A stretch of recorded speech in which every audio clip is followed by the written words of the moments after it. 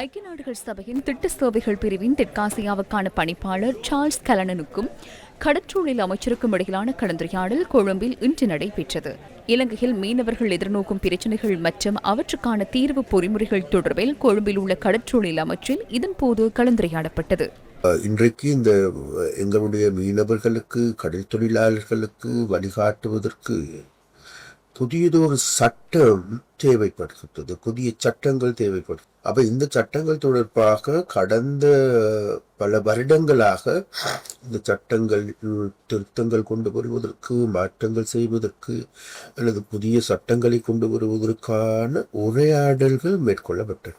Stack holders எடுத்துக்கொண்டாலும் சரி, சர்வதேச நிறுவனங்களை எடுத்துக்கொண்டாலும் சரி, அதே போன்று இந்த துறை சார்ந்த பல்துறைகளையும் சார்ந்த நிபுணர்கள் அடங்கிய குழு ஒன்று கடந்த காலத்தில் அவர்களுடைய பாரிய பங்களிப்போடு இப்போது இந்த புதிய சட்ட மூலம் ஒன்று உருவாக்கப்பட்டிருக்கு. இதற்கு பல வெளிநாட்டு அமைப்புகளுடைய உதவி கிடைத்திருக்கின்றது.